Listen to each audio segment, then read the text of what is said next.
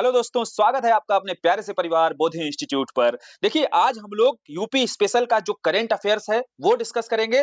इसके बाद में उत्तर प्रदेश का बजट जो 2025-26 में आपका पारित हुआ था उसे भी देख लेंगे, क्योंकि अभी आगामी परीक्षाओं में वही आपका पूछा जाएगा। वहां से जो आंकड़े रहेंगे और जो योजनाएं हैं जो बहुत चर्चा की गई है उनके बारे में जो जरूरी इंफॉर्मेशन है वो हम यहाँ जानने की कोशिश करेंगे। और पूरा का पूरा आपके बाद फिर यूपी स्पेशल की जो टेंशन है वो खत्म हो जानी चाहिए इसके पश्चात। ठीक है, तो शुरू करते हैं। सबसे पहले आप ये समझो कि घटना सार में जो कवर किया गया है पहले उसको देखते हैं, फिर हम लोग यूपी बजट को समझेंगे। एक्चुअली है क्या, घटना सार में यूपी बजट कवर नहीं है, लेकिन आर्थिकी में या फिर यूपी स्पेशल में जो प्रश्न बनने की संभावनाएं रहती हैं वो यूपी बजट से बहुत ज्यादा रहती हैं। उत्तर प्रदेश का कोई सा भी एग्जाम रहता है। ठीक है, शुरू करें। तो सबसे पहली जो न्यूज है हमारी वह है लखनऊ से संबंधित। देखो, लखनऊ से संबंधित कई सारे फैक्ट थे यहाँ पर, तो उन्हें एक जगह पर कोशिश करेंगे समझने की जो मैगजीन में कवर है। जैसे सबसे पहली न्यूज है राष्ट्रीय प्रेरणा स्थल को लेकर के।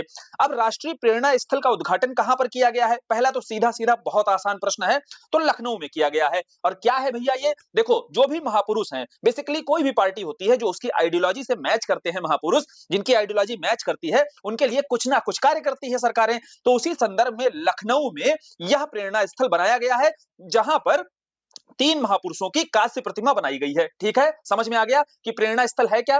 कौन कौन से 3 महापुरुष हैं? पहले हैं देखो अटल बिहारी वाजपेयी जी, जो पूर्व आपके प्रधानमंत्री रहे हैं, 3 बार या प्रधानमंत्री रह चुके हैं। दूसरे हैं दीनदयाल उपाध्याय और तीसरे हैं श्यामा प्रसाद मुखर्जी जी। तो ये दोनों ही दोनों आपको पता ही होना चाहिए, सभी जनसंघ से जुड़े हुए थे। अब बात करते हैं अटल बिहारी वाजपेयी जी के तिथि पर, यानी कि इनका ही जो जन्म तिथि थी 25 दिसंबर और इनकी 101वीं जो वर्षगांठ थी उस पर यह प्रेरणा स्थल का उद्घाटन किया गया है। ठीक है, तिथि महत्वपूर्ण है, 25 दिसंबर और 2025 ही है तो याद भी रहेगा। दूसरा, इसी 25 दिसंबर को हम लोग सुशासन दिवस भी मनाते हैं। किसकी जन्म तिथि है यह? हमारे पूर्व जो प्रधानमंत्री हैं अटल बिहारी वाजपेयी जी की। क्लियर। दूसरा है देखो दीनदयाल उपाध्याय नाम, तो इनके बारे में जानते हो, हम 25 सितंबर को इनकी जन्म तिथि पर अंत्योदय दिवस मनाते हैं, है ना? पढ़े तो होगे, तो रिवीजन होता चल रहा है। और श्यामा प्रसाद मुखर्जी जी को आप जानते ही होंगे, एक तो आइडियोलॉजी दी इन्होंने जनसंघ की। दूसरी प्रमुख बात है कि जब पार्लियामेंट में बोलते थे बेबाकी से बोलते थे और इन्हें लायन ऑफ द पार्लियामेंट भी कहा जाता था, क्योंकि ये बहुत मजबूती से तर्क रखते थे कि एक राष्ट्र के 2 झंडे नहीं हो सकते। जैसे 370 पर बात करते थे तो 370 खत्म करने की बात करते थे कि भैया एक राष्ट्र में 2 झंडे कैसे हो सकते हैं। इसीलिए श्यामा प्रसाद मुखर्जी जी को लायन ऑफ द पार्लियामेंट बोला जाता था। क्लियर, समझ में आया? तो ये आइडियोलॉजी समझ में आ रहा है, सरकार से मैच हो रही है, इसलिए तीनों विभूतियां हैं जिनकी कांस्य प्रतिमा बनाई गई है। एक महत्वपूर्ण फैक्ट और हो सकता है स्टेटमेंट के रूप में कि देखो दोनों जगह पर सिमिलर है। क्या? जो स्थल है यहाँ पर, वो स्थल जहां बनाया गया है भूमि भी 65 एकड़ है और जो प्रतिमा की लंबाई है वह भी 65 फीट है। तो ये कोइंसिडेंस समझ लो या सरकार ने ऐसा रखा हुआ है, तो याद करना आसान होगा अगर जरा सी भी फैक्चुअल इंफॉर्मेशन यहाँ पर इधर उधर करता है। ठीक है, तो 65 एकड़ ही है और 65 फीट ऊंची कांस्य प्रतिमा भी है। ठीक, तो जितनी इंफॉर्मेशन हो सकती थी यहाँ से लखनऊ से जुड़ी हुई वो सारी हम लोगों ने यहाँ पर समझ ली। दूसरा लखनऊ से ही जुड़ा हुआ फैक्ट था कि क्रिएटिव जो यूनेस्को की सिटीज होती हैं उसमें लखनऊ शामिल हो गया है। अब देखो क्रिएटिव सिटीज क्या होती है पता होना चाहिए कि यूनेस्को के द्वारा जैसे कुछ श्रेणी यहाँ पर बनाई गई है, कुछ कैटेगरीज बनाई गई हैं। और कितनी कैटेगरी हैं? बोले 8 प्रमुख कैटेगरी हैं। उदाहरण के तौर पर संगीत है, गैस्ट्रोनॉमी है, ठीक है, और आपकी कौन सी है? बोले वास्तुकला एक नई शामिल हो गई है। यहाँ ये चीज ध्यान रखना कि इस बार पहले इसके पहले कितनी 7 ही कैटेगरी हुआ करती थी जिसमें वो क्रिएटिव सिटी का दर्जा दिया जाता था यूनेस्को के द्वारा। तो अब ये 8 कैटेगरी हो गई है और 8वीं कौन सी शामिल हुई है? आर्किटेक्ट शामिल हुई है, वास्तुकला। ठीक है, और हमारे पास क्या अपडेट है यूपी से संबंधित कि इसमें लखनऊ शामिल हो गया है गैस्ट्रोनॉमी वाली में। अब देखो गैस्ट्रोनॉमी वाले में क्या और कोई भी है? बिल्कुल है, बोले हैदराबाद है। दूसरा, कैसे महत्वपूर्ण है ये समझो, यहाँ पर लखनऊ की बात आए और खाने पीने के व्यंजन न याद आए तो क्या हो सकता है भाई ऐसा? जैसे चाहे टुंडे कबाबी, अगर नॉनवेज के शौकीन हो तो बिरयानी की बात की जाती है, कबाब की बात की जाती है, तो इसका नाम लेते ही क्या होता है भैया? लखनऊ का नाम लेते ही आपके मुंह में पानी आ जाता है। तो इसलिए यूनेस्को ने यहाँ पर देखा, समझा और उसे गैस्ट्रोनॉमी वाली कैटेगरी में शामिल कर लिया है। कौन शामिल कर लिया गया है? लखनऊ शामिल किया गया है। ठीक है, समझ में आ गया। और हैदराबाद का नाम लेते हो तो भी बिरयानी ही आती होगी, तो बोले हैदराबाद पहले से शामिल है। एक महत्वपूर्ण तथ्य और बनाया जा सकता है कि इस यूनेस्को की जो क्रिएटिव सिटीज नेटवर्क है, इस पूरे नेटवर्क में लखनऊ लेटेस्ट शामिल हुआ है। टोटल कितने हैं भारत के? बोले टोटल भारत के 9 सिटी शामिल हो गए हैं और नवा कौन सा है लेटेस्ट? एकदम लखनऊ शामिल हुआ है। ठीक है, क्लियर हो गया पूरा। और 8 कैटेगरी में दिया जाता है, नई कैटेगरी कौन सा शामिल हुई है? आर्किटेक्ट, वास्तुकला। ठीक, समझ में आया? अगली अगली न्यूज देखें लखनऊ से संबंधित। अगली है देखो जो दिव्य कला मेला, 27वां जो दिव्य कला मेला लगा, तो बेसिकली यह दिव्यांग जन को प्रोत्साहन देने के लिए यह मेला आयोजित किया गया। और आपसे सीधा प्रश्न आएगा कि यह दिव्य कला मेले का आयोजन कहां पर किया गया है, तो लखनऊ में किया गया है। ये अलग अलग न्यूज पूरी मैगजीन में कवर है, लेकिन यहां पर सीधे एक साथ आपको लखनऊ ही बता करके स्थल लिखा लखनऊ और उससे जुड़ी हुई जितनी न्यूज है एक साथ हम लोग यहां पर देख ले रहे हैं। ठीक है, इसका उद्घाटन किया गया जो आपके केंद्रीय सामाजिक न्याय एवं अधिकारिता मंत्री हैं बीएल वर्मा, इनके द्वारा इसका मेले का उद्घाटन किया जाता है। और मेले का उद्घाटन कहां पर लगा है भैया, लखनऊ में लगा है। ठीक है, तो लखनऊ से जुड़ी हुई जितनी इंफॉर्मेशन आएंगी एग्जाम में एकदम सही सटीक होंगी ना, अब तो गलती नहीं होगी यहां पर। नेक्स्ट चलें, अगला देखते हैं। अगला स्थल है कुशीनगर। कुशीनगर के बारे में क्या जानते हो भाई, बोले कुशीनगर तो हम बौद्ध धर्म में पढ़े हुए हैं। ठीक है, कुशीनगर में ही भगवान बुद्ध को क्या हुआ था, निर्वाण की प्राप्ति हुई थी। और अभी कुशीनगर में एक आएगा महात्मा बुद्ध कृषि प्रौद्योगिकी, यहीं पर सुन लो, महात्मा बुद्ध कृषि प्रौद्योगिकी जो विश्वविद्यालय बनाया जा रहा है यही कुशीनगर में बनाया जा रहा है। और ये इंपॉर्टेंट इसलिए है, नाम से ही आप क्लियर हो जाओगे कि महात्मा बुद्ध जी को जहां परिनिर्वाण की प्राप्ति हुई उन्हें ट्रिब्यूट देते हुए स्थल को यहीं पर हम कृषि प्रौद्योगिकी विश्वविद्यालय की स्थापना करने जा रहे हैं। ये हमारे अभी बजट में आएगा, तो इजिली यहां पर कनेक्ट कर लो, साथ में इंफॉर्मेशन बता दी है आपको ताकि याद रहे। ठीक है, ऑर्गेनाइज तरीके से दिमाग में जाती रहे। अभी न्यूज ये है कि देखो यहां पर ही है एक पडरौना नगर पालिका, तो इस नगर पालिका में उत्तर प्रदेश की पहली स्पेस लैब बनने जा रही है। ये स्पेस लैब क्या होती है, देखो यहाँ पर ग्रामीण क्षेत्र के बच्चे होते हैं जो वैज्ञानिक दृष्टिकोण रखते हैं या सीखना चाहते हैं, लाइक स्पेस का उनको नॉलेज होता है या स्पेस में रुचि होती है, तो उस बारे में यहाँ पर बच्चों को प्रशिक्षण दिया जाएगा इस स्पेस लैब में। ठीक है, तो एक चाइल्ड फ्रेंडली एनवायरनमेंट बनाया जाता है। और इसमें कौन कौन मदद कर रहा है, तो बोले व्योमिका स्पेस और इसरो, इनके सहयोग से यह पहली उत्तर प्रदेश की स्पेस लैब स्थापित की जा रही है। कहां पर स्थापित की जा रही है, कुशीनगर डिस्ट्रिक्ट में स्थापित की जा रही है। और ये व्योमिका स्पेस वही है, हाँ वही कौन, गगनयान जान रहे हो ना, गगनयान मिशन में एक व्योम मित्र रोबोट भेजा जा रहा है ना, तो बस वो व्योम मित्र रोबोट जो है इसरो के द्वारा इसी व्योमिका स्पेस के द्वारा ही बनाया जा रहा है। ठीक है, और ये ग्रामीण क्षेत्रों में जैसे अगर साइंटिफिक अप्रोच रहता है लोगों के अंदर, बच्चों के अंदर अगर उनके अंदर रुचि रहती है साइंस को लेकर के, तो उन्हें इस तरीके से एक सेकंड, उन्हें इस तरीके से देखो तैयार किया जाता है ताकि वो आगे भविष्य के वैज्ञानिक बन सके। ठीक है, तो ये हो गया कुशीनगर का मामला। नेक्स्ट न्यूज है शाहजहांपुर और भदोही से। देखो शाहजहांपुर और भदोही दोनों ही जगहों पर राज्य विश्वविद्यालयों की स्थापना को मंजूरी दी गई है। अगली महत्वपूर्ण न्यूज देखो आती है काशी विंध्य क्षेत्र से। समझो बात को भैया, ये काशी विंध्य क्षेत्र क्या है, थोड़ा सा समझते हैं। जैसे दिल्ली एनसीआर तो जानते ही होंगे, बोले हाँ जानते हैं भैया, नेशनल कैपिटल रीजन होता है।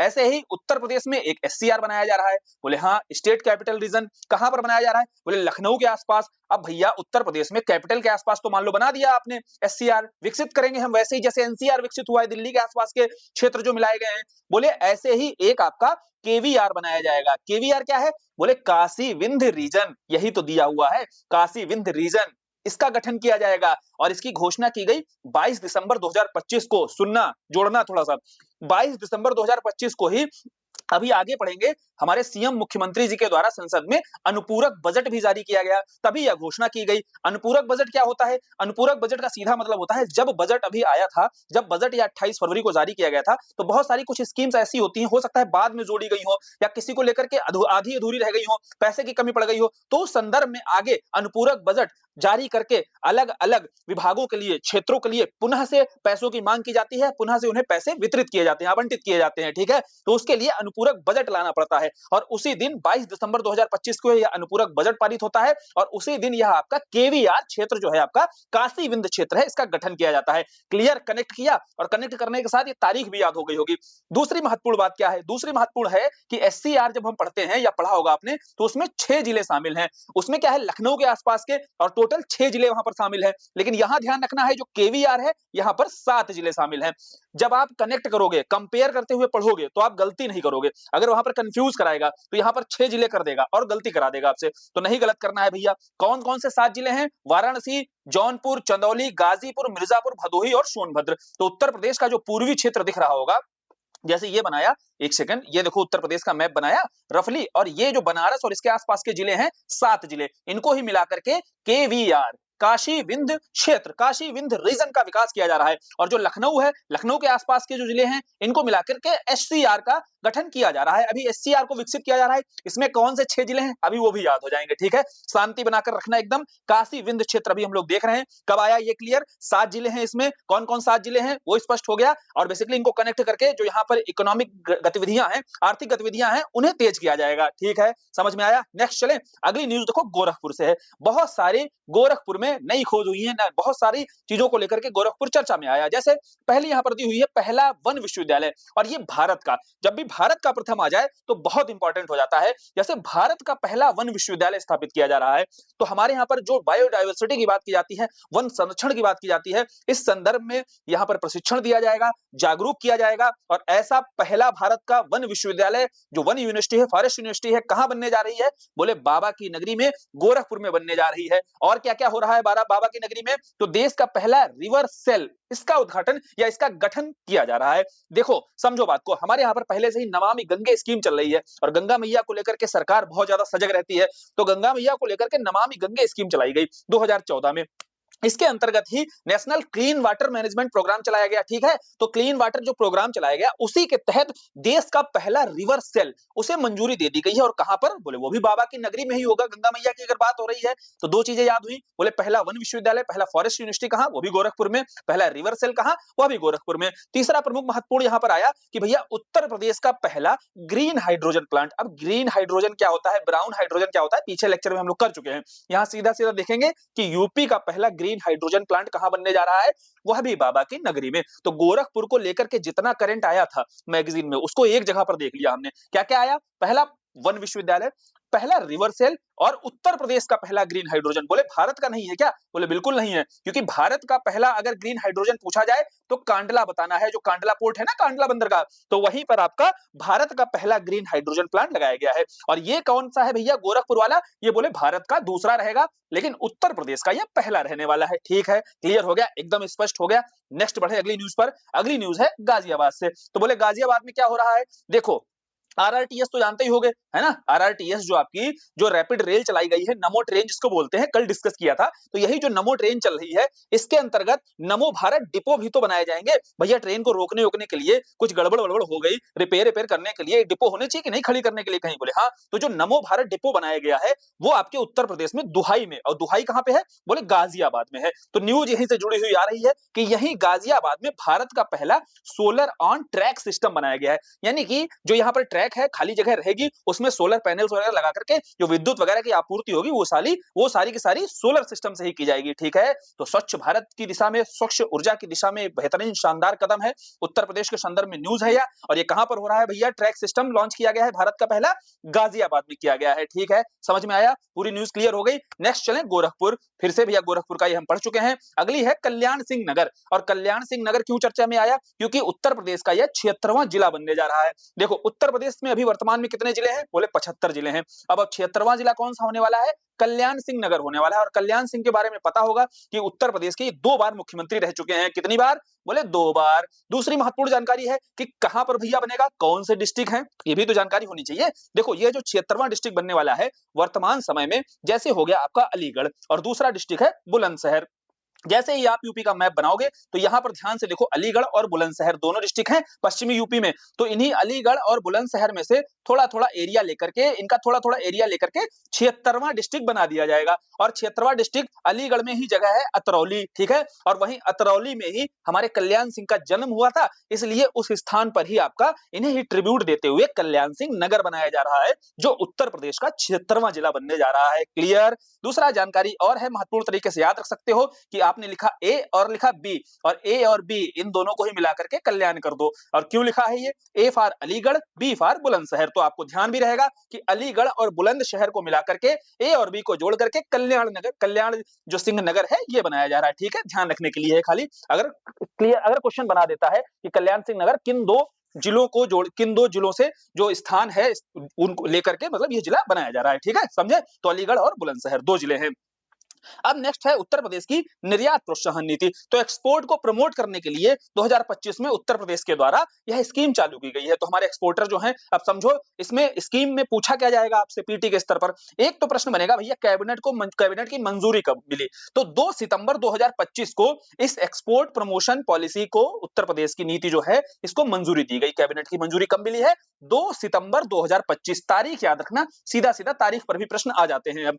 फिर दूसरी बात है कि क्या ऑब्जेक्टिव है, इसका लक्ष्य क्या है? तो सीधा इसका लक्ष्य है कि 2030 तक जितने भी रजिस्टर्ड एक्सपोर्टर होंगे उनकी संख्या को 50% तक बढ़ाना है। यानी कि अभी के समय जो संख्या है, अगले 5 वर्षों में जो एक्सपोर्टर्स होंगे, रजिस्टर्ड एक्सपोर्टर्स होंगे, पंजीकृत जो होंगे आपके निर्यातक, उनकी संख्या 50% तक बढ़ा देनी है। पहला लक्ष्य ये है। दूसरा भैया जो निर्यात होता है, उत्तर प्रदेश के निर्यात को 50 अरब डॉलर तक पहुंचाना है। कहां तक? 50 अरब डॉलर तक। तो बस इतना फैक्चुअल इंफॉर्मेशन है और दोनों जगह पर 50 है, तो आपको याद भी रहेगा, कनेक्ट भी कर लेना, ठीक है? और तारीख याद रखना 2 सितंबर 2025, ठीक है? नेक्स्ट पर बढ़े। अगला देखो, उत्तर प्रदेश सरकार के द्वारा एक विजन डॉक्यूमेंट जारी किया गया। विजन डॉक्यूमेंट मतलब कि उत्तर प्रदेश 2047 में अपने आप को कहां देखता है, इसको लेकर के लंबी चर्चा हुई, विधानसभा में लंबी बहस हुई। अब इसको लेकर उत्तर प्रदेश का विजन डॉक्यूमेंट तो आया, बहुत सारी बातें बोली गई, लेकिन यहां पर 2-3 आंकड़े हैं जो बहुत महत्वपूर्ण हैं और हमसे स्टेटमेंट के रूप में पूछे जा सकते हैं कि उत्तर प्रदेश विजन डॉक्यूमेंट के संदर्भ में सही कथन का चयन कीजिए। अब 2 स्टेटमेंट रहेंगे, थोड़ा बहुत गड़बड़ कर देगा, वही गड़बड़ हो जाएगा मामला। क्या? एक बात बोली गई कि भैया प्रति व्यक्ति जो आय होगी 2047 में, याद रखना ये विजन है 2047 का। भारत सरकार भी तो अमृतकाल मना रही है ना, आजादी का अमृतकाल। तो बोले ऐसे उत्तर प्रदेश भी तो वही चीजें तो फॉलो कर रही है। तो बोले देखो 2047 तक भारत सरकार ने भी लक्ष्य रखे हुए हैं, ऐसे ही उत्तर प्रदेश ने एक तो पर कैपिटा इनकम का, प्रति व्यक्ति आय का लक्ष्य क्या रखा है? 26 लाख वार्षिक। 26 लाख है कि 2 लाख है? हाँ, 2 लाख है शायद वार्षिक, इसको एक बार रीचेक कर लेंगे, ठीक है? और दूसरा क्या है? दूसरा है उत्तर प्रदेश की इकोनॉमी जो है 1 ट्रिलियन डॉलर, और वर्तमान समय में देखो इसको प्रति व्यक्ति आय एक बार देख लेना, शायद 2 लाख के आसपास है, क्योंकि वर्तमान समय में जो प्रति व्यक्ति आय है, बजट के अनुसार अभी हम लोग पढ़ेंगे 93,000 के आसपास है अभी प्रति व्यक्ति आय, ठीक है? 93,000 के आसपास अभी प्रति व्यक्ति आय बनी हुई है। और ये हाँ ठीक है, अच्छा वार्षिक की बात हो रही है, तो 26 लाख है, ये सही है, ठीक है? 26 लाख वार्षिक मतलब 1 साल की कितनी बनी जाकर के? तो लगभग 2 लाख के ऊपर के आसपास। 1 महीने की वार्षिक कितनी है? 26 लाख है, तो महीने की सीधा 12 से भाग कर दो, तो महीने की अभी समझ लो। और अभी वर्तमान समय में कितनी है? 96,000 के अराउंड है, ठीक है? अभी हम लोग इसको पढ़ेंगे, बजट में इसकी चर्चा की गई है। अगली बात करते हैं, 2030 तक यहाँ यूपी इकोनॉमी ने टारगेट क्या रखा हुआ है? 1 ट्रिलियन डॉलर का। और 2047 तक उत्तर प्रदेश की अर्थव्यवस्था का आकार क्या होने वाला है? 6 ट्रिलियन डॉलर का। बहुत आसान है, याद रखना। कैसे? देखो बाबा जो है अभी क्या कह रहे थे? बाबा कह रहे थे वैसे तो टारगेट था 2027 तक 1 ट्रिलियन डॉलर की इकोनॉमी बनाना है, लेकिन वास्तविक आंकड़े कुछ और कहते हैं। अभी बजट में हमें पता चलेगा, हम तो अभी 27 लाख पर भी अटके हुए हैं, और इस 1 ट्रिलियन का मतलब क्या होता है? 100 लाख करोड़ पहुंचना, ठीक है? और हैं हम कहां पर? 1 लाख, अभी 27 लाख पर हैं। तो बोले बाबा प्रैक्टिकल होकर बोले कि 2030 तक हम जो है 1 ट्रिलियन डॉलर का लक्ष्य रखते हैं, हमारा विजन ये है। फिर बोले 2030 तक ही नहीं रुकेंगे, 2047 में हम 6 ट्रिलियन बनाएंगे। बोले 6 ट्रिलियन क्यों? बोले देखो सुनो, 2030 तक भारत की जो है इकोनॉमी कितनी होने वाली है? बोले 5 ट्रिलियन। भारत ने कितना लक्ष्य रखा हुआ है? 5 ट्रिलियन डॉलर का। अभी वर्तमान में कितनी हो गई है? 4.1 ट्रिलियन डॉलर हो गई है कि नहीं? ये पढ़े हो कि नहीं? अभी याद है? 4.18 ट्रिलियन डॉलर हो चुकी है, जिसके चलते भारत की अर्थव्यवस्था चौथी सबसे बड़ी अर्थव्यवस्था बन चुकी है, जापान को पीछे छोड़ चुकी है, अमेरिका, चीन और जर्मनी के बाद में चौथा स्थान भारत का है याद कि नहीं? नहीं याद है तो इसका मतलब रिवीजन नहीं है भैया, ठीक है? तो अब देखो, अब चूंकि 5 ट्रिलियन जब बनेगी, तो बोले बाबा अभी हम टारगेट कितना रखे हैं? बोले 1 ट्रिलियन। तो कितने गुना ज्यादा है भारत की? बोले 2030 तक 5 गुना ज्यादा होने वाली है। तो बोले अब एक बात बताओ, मोदी जी ने कितनी बोली है 2047 तक के लिए? बोले 30 ट्रिलियन बोली है। बाबा बोले फिर ये 5 गुना हमसे होनी चाहिए। बोले हाँ। तो बोले हम कितना टारगेट रखेंगे? बोले 6 ट्रिलियन। ठीक, याद हो गई? देखो भारत सरकार ने जो टारगेट रखा है 30 ट्रिलियन डॉलर का, तो सीधी सी बात है 5 गुना ज्यादा ही रखा होगा, क्योंकि अभी के समय भी जो लक्ष्य है उत्तर प्रदेश का वह है 5 गुना। ठीक है, उत्तर प्रदेश से लक्ष्य कितना है? 5 गुना है। तो 5 ट्रिलियन डॉलर अगर भारत की पहुंचाना है, उसमें 1 ट्रिलियन डॉलर किसकी होगी? बोले उत्तर प्रदेश की होगी। ऐसे ही अगर भारत 30 ट्रिलियन डॉलर पहुंचेगा तो उत्तर प्रदेश का लक्ष्य कितना होगा? 6 ट्रिलियन डॉलर। और ये सारी बातें कहां बताई गई हैं? उत्तर प्रदेश के विजन डॉक्यूमेंट 2047 में। ठीक, क्लियर? ये डेटा जो है ना, ये आसानी से अब जा रहा है ना दिमाग में, क्लियर हो रहा होगा ना? थोड़ा सा सापेक्षिक तरीके से हम लोग समझ रहे हैं।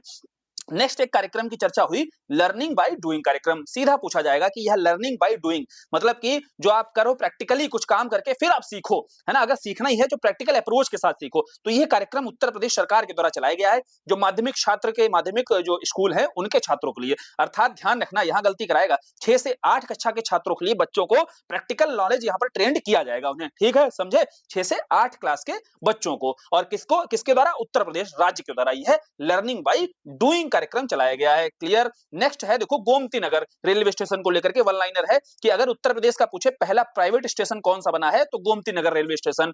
फिर परशुराम नगरी को लेकर चर्चा क्या हुई?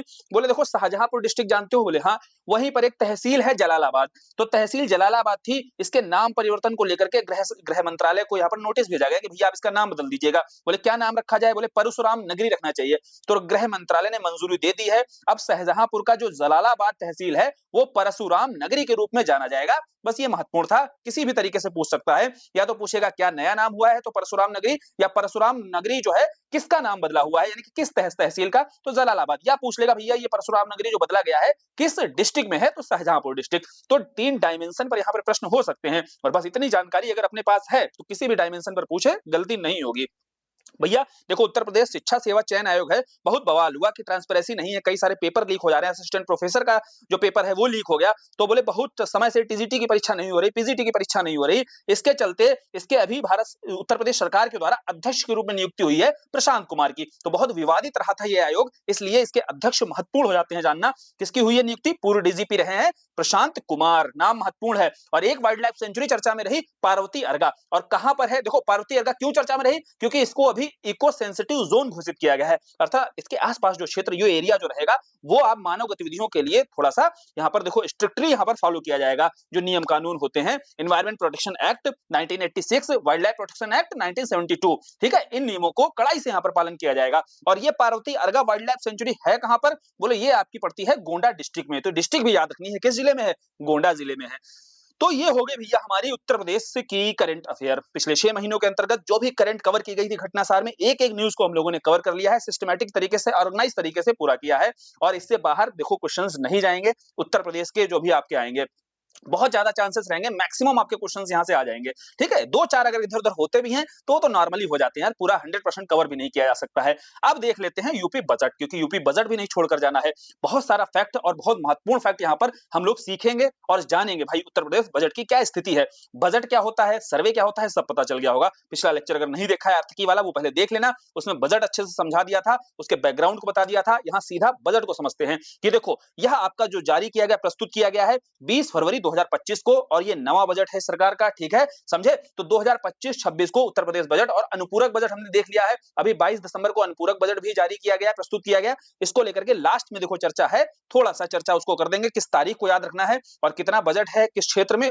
बस इतना ध्यान करके चले जाना। एक मैच दी फॉलोइंग में बहुत अगर आंकड़ों के साथ में प्रश्न पूछा जाएगा तो 2-4 क्षेत्र दे देगा और उसके लिए कितना बजट पारित किया गया है, आवंटन किया गया है, यही पूछ देता है। एक ये भी ट्रेंड रहता है। लेकिन हम अभी यूपी बजट 2025-26 वाला देखते हैं, जो अभी वर्तमान समय में चल रहा है, जो पारित हो चुका है कब? 20 फरवरी 2025 को। अब देखा जाए तो जैसे हमने वहां पर पढ़ा था 112, है ना, 112 में वार्षिक वित्तीय विवरण की चर्चा की जाती है। बोले क्या राज्यों के लिए कोई आर्टिकल है? बोले हाँ, राज्यों के लिए यही वार्षिक वित्तीय विवरण आर्टिकल 202 में बताया गया है, ठीक है, समझे। तो आर्टिकल याद रखना, संवैधानिक प्रावधान कौन सा है? आर्टिकल 202, ठीक है, जिसमें हमारे उत्तर प्रदेश के वित्त मंत्री कौन है? सुरेश खन्ना जी के द्वारा यह बजट प्रस्तुत किया गया।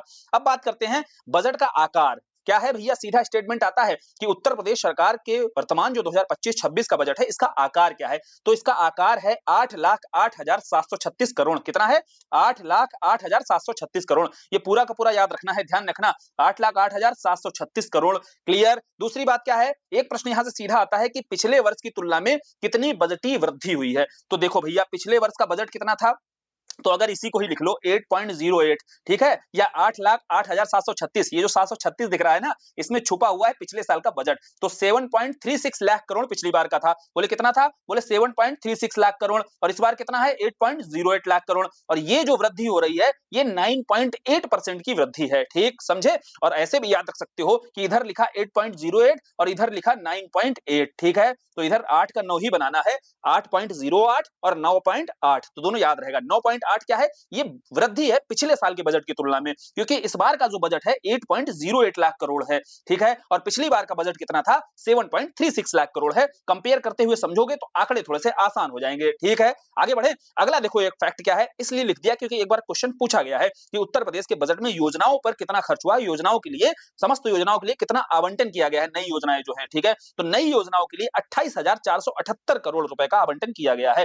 कितना, 28,478 करोड़। ध्यान रखना, कई बार इसको पढ़ लेना, ठीक है। नेक्स्ट चलें, नेक्स्ट देखो, अब बजट हमने देखा तो बजट में क्या होता है, एक तरफ रेवेन्यू होता है, एक तरफ कैपिटल होता है। अब रेवेन्यू में यहां जानते हैं, सबसे पहले आ जाओ देखते हैं रेवेन्यू वाला, कितनी सरकार की प्राप्तियां होती हैं, कितनी सरकार का खर्च होता है। सरकार का जो भी खर्च रहेगा हमेशा प्राप्तियों से क्या होता है, ज्यादा रहता है, इसीलिए सरकार का बजट क्या बनता है, घाटे का बजट बनता है। क्लियर, समझ में आया, वही सरकार का राजकोषीय घाटा कहलाता है, यानी कि सरकार के राजकोष से वही पैसा जा रहा होता है, क्योंकि भैया सरकार की जितनी प्राप्तियां हो रही हैं और खर्चा अगर ज्यादा करेगी तो कहीं ना कहीं से तो उधार मांगेगी, नहीं मांगेगी, बोले बिल्कुल मांगेगी, तो बिल्कुल उधार जो मांगती है, ठीक है, तो वही आपका फिजिकल डेफिसिट के रूप में जाना जाता है। क्लियर, समझ में आया। तो बोले देखो सरकार को प्राप्ति कितनी हो रही है, खर्च कितना हो रही है, आओ अभी समझते हैं। कुल प्राप्ति तो 8.08 लाख करोड़ होता है, ठीक है, बोले हाँ समझ में आता है, उतना ही तो बजट बनाया है, तो इतना ही तो प्राप्त भी तो होना चाहिए, सरकार की इनकम भी तो इतनी होनी चाहिए। बोले इनकम लेकिन कम है, इनकम कितनी है, बोले इनकम तो 7.79 लाख करोड़ ही है। बोले अच्छा, उसमें जो इनकम हो रही है उसमें एक तो रेवेन्यू इनकम होगी, एक कैपिटल इनकम होगी, है ना, समझे कि नहीं। तो बोले जो रेवेन्यू इनकम है वो कितनी है, 6.62 लाख, कितनी, 6.62 लाख, और जो आपकी कैपिटल इनकम है 1.16 लाख। एक देखो यहाँ पर मजेदार बात बताते हैं, पहली चीज तो समझ में आई कि जो सरकार की प्राप्तियां हैं, यानी कि जो सरकार की इनकम है वो कम है खर्चे से, ठीक है, तो इसकी तो भरपाई कर ही लेती है सरकार उधार उधूर मांग करके। और दूसरी बात समझ में आई, रेवेन्यू वाला पहले देखते हैं, सरकार का रेवेन्यू वाला क्या होता है, बोले जो रेवेन्यू इनकम होती है सरकार की, उस पर कोई भी लायबिलिटी नहीं बनती है।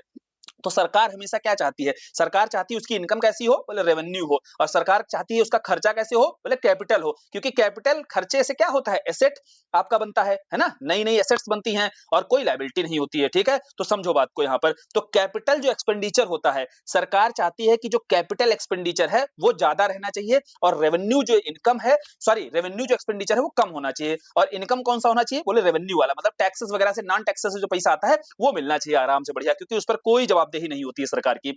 तो यहां पर रेवेन्यू जो आपकी इनकम हो रही है और रेवेन्यू जो एक्सपेंडिचर हो रहा है, इस मामले में उत्तर प्रदेश को जाना जाता है कि सरकार का जो रेवेन्यू बजट रहता है वो सरप्लस का रहता है। क्यों, क्योंकि सरकार की राजस्व जो प्राप्ति है उसके राजस्व खर्चे से ज्यादा है। ध्यान से देखो, राजस्व खर्चा कितना है, 5.82 लाख करोड़, और राजस्व प्राप्ति कितनी है, 6.62 लाख करोड़। तो बोले यहां पर देखो रेवेन्यू सरप्लस की स्थिति है उत्तर प्रदेश के मामले में।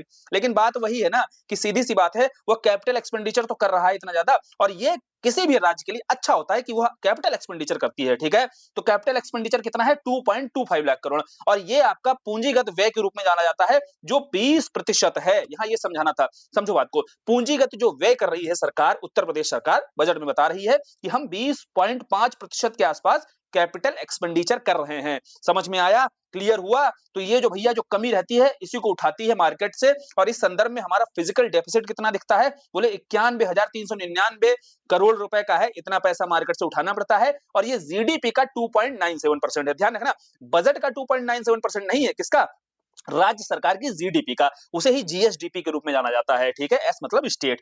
तो राज्य की जो जीडीपी है उसका कितने प्रतिशत है फिजिकल डेफिसिट, राजकोषीय घाटा, बोले 91,000 अगर रुपए में देखा जाए ये, और प्रतिशत में कितना है, 2.97%। ध्यान रखना, जो आपका एफआरबीएम एक्ट आया था, जो एफआरबीएम 2003 का एक्ट है, तो इसने आइडियली बताया कि जो राजकोषीय घाटा होना चाहिए वो 3.5% से ज्यादा नहीं होना चाहिए। भारत सरकार का कितना है, कल अगर बजट वाला लेक्चर देखा होगा तो भारत सरकार का राजकोषीय घाटा है अभी 4.4%, ठीक है, कितना बताया है रहेगा, 4.4%, और इस बार उत्तर प्रदेश सरकार ने बोला है कितना जब रहने वाला है फिजिकल डेफिसिट, 2.97%। तो जो आइडियल आपका बताया गया था 3.5, तो इसके तो अंदर ही यूपी का है, और भारत सरकार का बोले बाहर है, इसको थोड़ा सा करना पड़ेगा, कम करना पड़ेगा, ज्यादा उधार मांग रहे हो, ठीक है, उसमें हालांकि सरकार के अपने तर्क रहते हैं, लेकिन अभी हमें क्या याद रखना है, यहां से कंपेयर करके इसलिए समझ लिया ताकि उत्तर प्रदेश का याद रहे, बैलेंस्ड है, 2.97% है उत्तर प्रदेश का फिजिकल डेफिसिट, राजकोषीय घाटा। क्लियर, आगे चले, कैपिटल एक्सपेंडिचर कितना कर रही है, 20.5% सरकार करेगी, ठीक। और इस बार बजट की टैगलाइन क्या रही है, वंचित को वरीयता, जो भी वंचित वर्ग है उसे वरीयता की कैटेगरी में लाना है, ठीक है,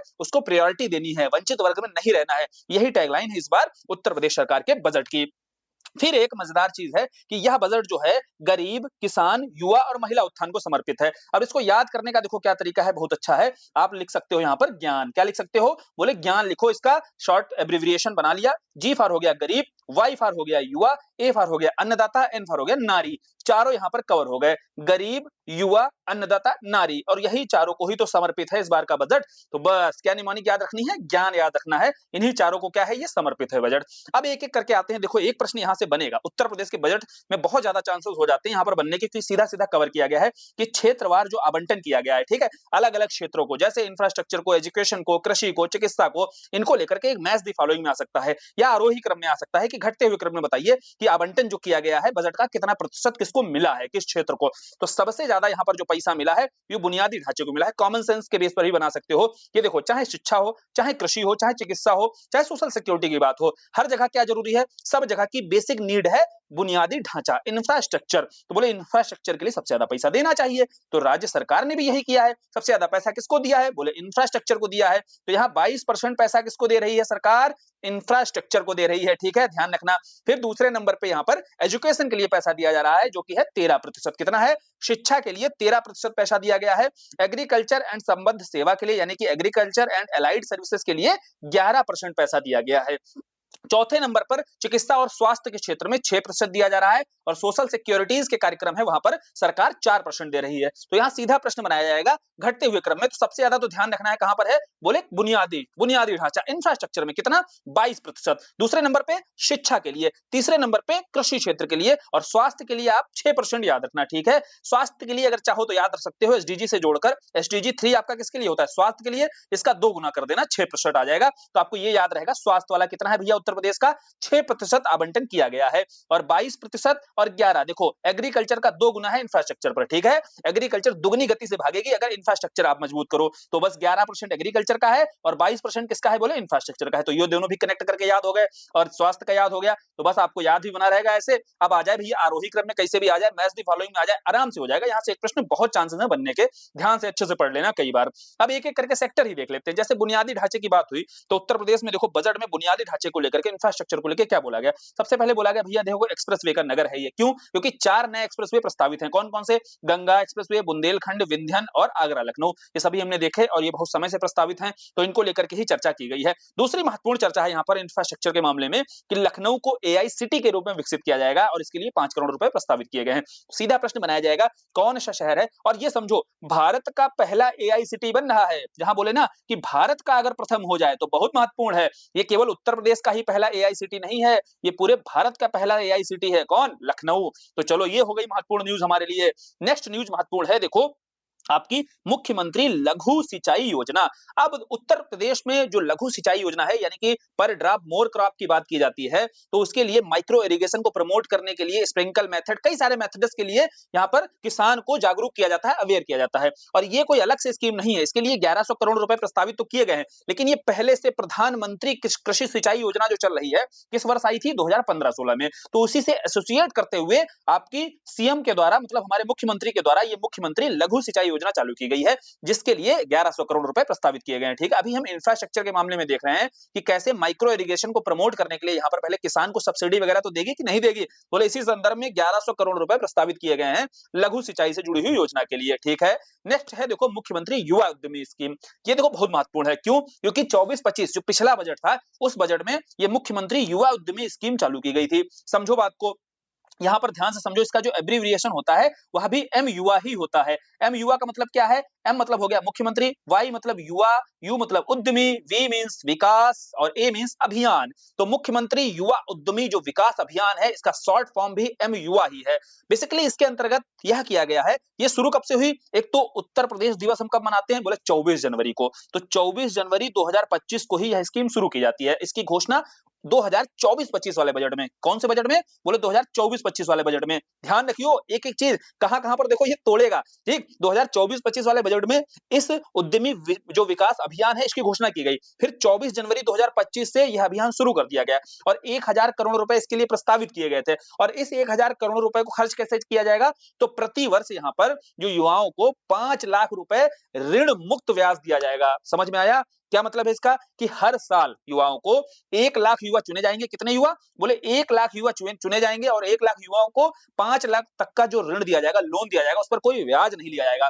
बोले तुम ये पैसा ले जाओ 5 लाख रुपया, व्यापार करो, स्वरोजगार करो, कोई सूक्ष्म उद्योग लगाओ और उसके साथ में हमें वापस कर दो। जैसे ही वापस करोगे अगली बार आओगे तुमको 7.5 लाख रुपया देंगे। ठीक है? तो ये जो युवा उद्यमी विकास है, इसका मकसद समझ में आया? तो इसमें 5 लाख रुपए का ऋण मुक्त ब्याज दिया जा रहा है और हर साल कितने?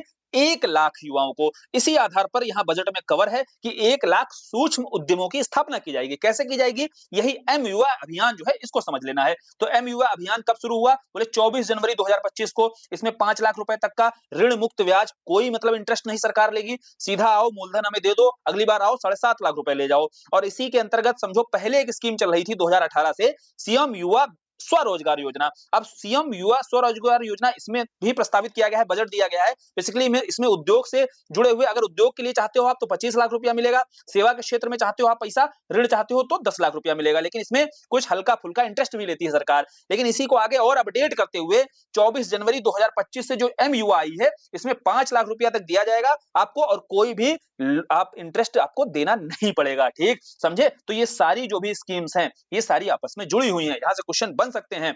नेक्स्ट है देखो उत्तर दक्षिण कॉरिडोर। अब उत्तर दक्षिण कॉरिडोर क्या है, यहां समझो। जैसे उत्तर प्रदेश की बात होती है, अब उत्तर प्रदेश की बात है, उत्तर दक्षिण की बात हो रही है, तो सीधी सी बात है बरेली को ललितपुर से कनेक्ट किया जाएगा। ठीक है? ऊपर आपका जो भी क्षेत्र है पीलीभीत के आसपास, इसको प्रयागराज के क्षेत्र से कनेक्ट किया जाएगा। तो ऐसे सड़क चौड़ीकरण योजना कह लो या उत्तर दक्षिण कॉरिडोर कह लो, तो ये आपकी विकसित की जाएंगी। क्योंकि अभी तक जितने भी आप एक्सप्रेसवे देखते हो यूपी में, वो सारे पूर्व की दिशा में, पूर्व पश्चिम की दिशा में बनाए गए हैं। ठीक है? चाहे बुंदेलखंड हो, चाहे आगरा एक्सप्रेसवे हो, चाहे ठीक है, चाहे गंगा एक्सप्रेसवे हो, सब कैसे पूर्व की दिशा में, पूर्व पश्चिम को कनेक्ट कर रहे हैं। लेकिन बोले योगी जी इस बार बोले कि अब हम जो है उत्तर दक्षिण कॉरिडोर विकसित करेंगे। इस संदर्भ में 6 एक्सप्रेसवे के आसपास बनाएंगे हम और इसके लिए आवंटन किया गया है 200 करोड़ रुपए का। ठीक, क्लियर हो गई? न्यूज़ क्लियर हो गई? समझ में आ गया?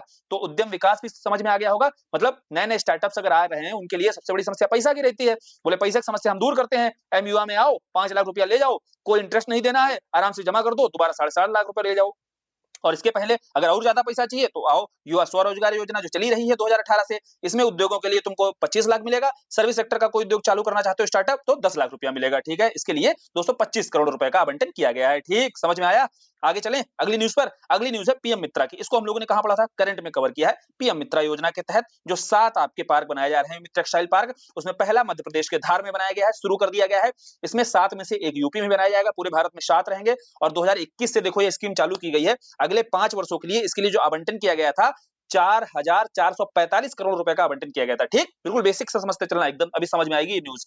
देखो 4,445 करोड़ रुपए के साथ अगले 5 वर्षों के लिए जो स्कीम चालू की गई थी वह थी पीएम मित्रा योजना। हमारा जो टेक्सटाइल सेक्टर है, हमने पढ़ा था कि जो टेक्सटाइल सेक्टर है इसको डेवलप करना है, क्योंकि एग्रीकल्चर के बाद में अगर कोई दूसरा सेक्टर है जो सबसे ज्यादा रोजगार देता है तो कौन सा है? टेक्सटाइल सेक्टर है। तो इसको भैया चलाने, इसको और आगे ग्रोथ करे, इसके लिए हमें कोई स्कीम चाहिए थी। तो 2021 में, कब? वर्ष 2021 में ही ये स्कीम चालू की गई 5 वर्षों के लिए। बजट कितना था? 4,445 करोड़। और इसमें उत्तर प्रदेश से संबंधित न्यूज़ ये है कि यहाँ जो टेक्सटाइल पार्क है, देखो भैया 7 जो पार्क लगाए जाएंगे, उसमें एक यूपी में भी लगेगा। कहाँ लगेगा? बोले लखनऊ के आसपास क्षेत्र में। ठीक है? तो यहाँ पर एक पार्क लगाया जाएगा और इसके लिए उत्तर प्रदेश सरकार ने बजट में 300 करोड़ रुपए दिए हैं। क्लियर हो गई? पूरी न्यूज़ क्लियर? जोड़ करके पूरी क्लियर हो गई। नेक्स्ट, और कंटेक्स्ट जो करंट का था धार वाला, वो भी समझ में आ गया, यहीं पर जोड़कर पढ़ लिया। फिर है भैया यूपी सौर ऊर्जा नीति। देखो उत्तर प्रदेश सौर ऊर्जा नीति 2022 में आती है और यह 5 वर्षों के लिए सरकार ने लक्ष्य रखा है कि हम 22,000 मेगावाट विद्युत उत्पादन करने जा रहे हैं। समझो, याद भी कैसे रहेगा? 2022 और इसी का 22 पकड़ा और यहां पर लिख दिया 22,000 मेगावाट। ठीक है? लक्ष्य याद हो गया कितना है? बोले 22 हमें वर्ष भी याद हो गया और 22,000 मेगावाट से हमें उत्पादन कितना करना है यह भी याद हो गया। दोनों चीजें कनेक्ट हुई एक साथ और अगले 5 वर्षों के लिए यहां लक्ष्य रखा गया है। तो यह जो सौर ऊर्जा नीति है, क्लियर हो गया होगा उत्तर प्रदेश की। इसके तहत कितना? 22,000 मेगावाट विद्युत उत्पादन का लक्ष्य रखने जा रहे हैं। अब ये तो हमारा टारगेट है, 22 से चल रही है। क्या इसके लिए कुछ प्रयास कर रही है? तो बजट में वही बताया गया, ध्यान से सुनो।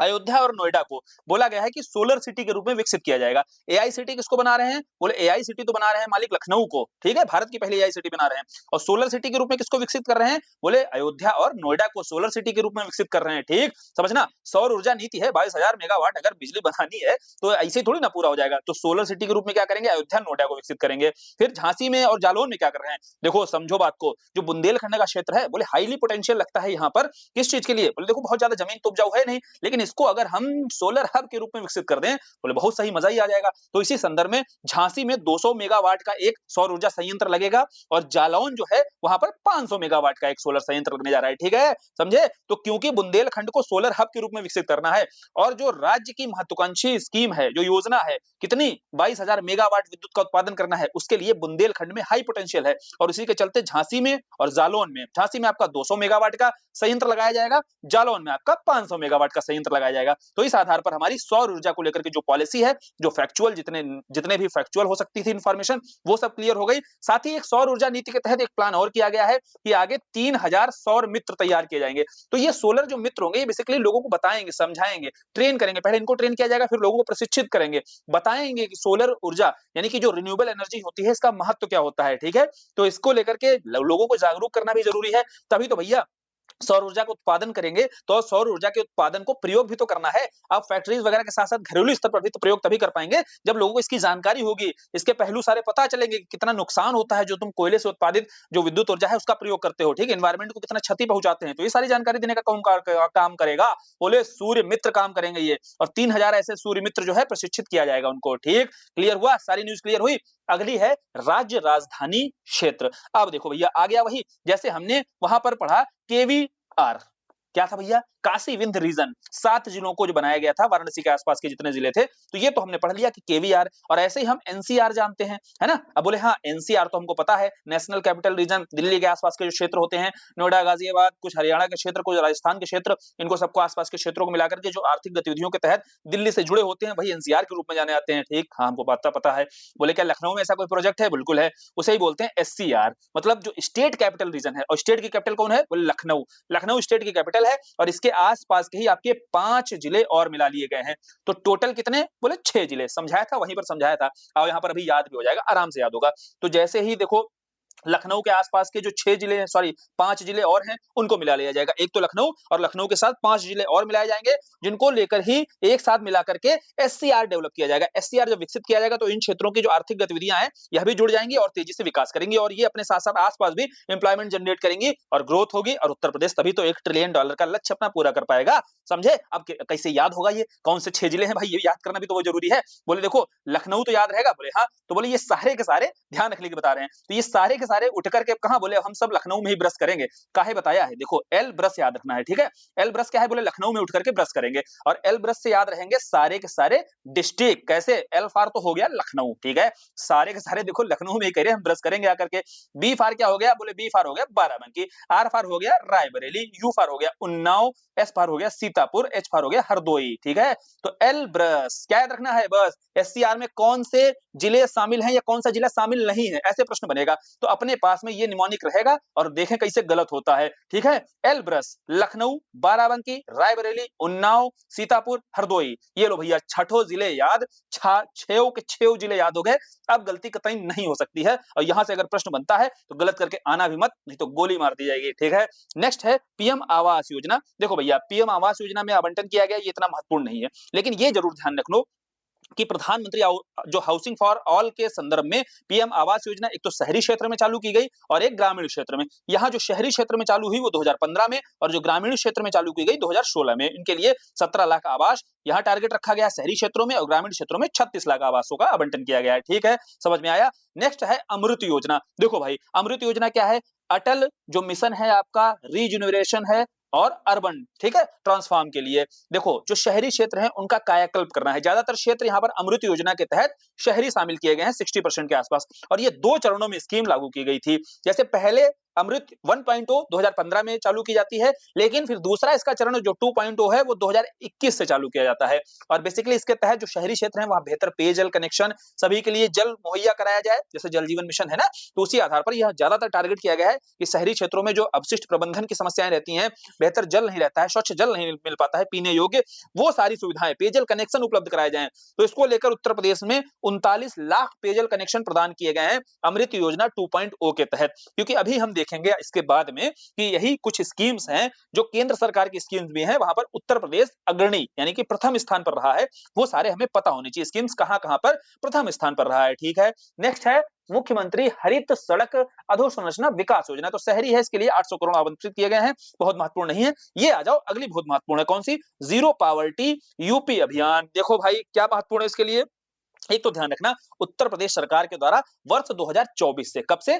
2024 से, 25 से नहीं, गांधी जी की जयंती से उत्तर प्रदेश सरकार ने यहां शुरू किया कि हम जो है गांव से कुछ ऐसे गरीब परिवार उठाएंगे जिनको गरीबी रेखा से बाहर निकालेंगे। तो इस संदर्भ में जीरो पॉवर्टी अभियान चालू किया गया। ऐसे ही चरम गरीबी अभियान केरल के द्वारा चालू किया गया था, और केरल सरकार ने देखो अपनी ग्राम पंचायतों के साथ मिलकर के क्या किया है, पूरी तरीके से केरल को चरम गरीबी से मुक्त कर दिया है, पहला राज्य बन गया था, पढ़े हैं? ऐसे यूपी ने भी जो जीरो पॉवर्टी यानी कि मुक्त करने के लिए, गरीबी मुक्त करने के लिए गांव से उन परिवारों को उठाया जाएगा जो गरीबी रेखा के नीचे हैं, और उन्हें यहाँ पर प्रोत्साहित किया जाएगा या मदद, उनकी वित्तीय मदद की जाएगी। इसके लिए ही सरकार ने यहाँ पर 250 करोड़ रुपए की आवंटन तो कर दिया है। साथ ही साथ ये भी जान लो जीरो पॉवर्टी जो अभियान है ये कब शुरू किया गया था? 2 अक्टूबर 2024 को, और इसके साथ ही 14 अप्रैल 2025 से, ठीक, इसमें अपडेट क्या आया है, 14 अप्रैल 2025 से इसका नाम बदल दिया गया है आगे, क्योंकि 14 अप्रैल को किसका जन्म होता है? डॉक्टर भीमराव अंबेडकर जी का। तो doctor Bhimrao Ambedkar zero poverty अभियान नाम रख दिया गया है, ठीक है। क्लियर, सारा कुछ क्लियर एकदम।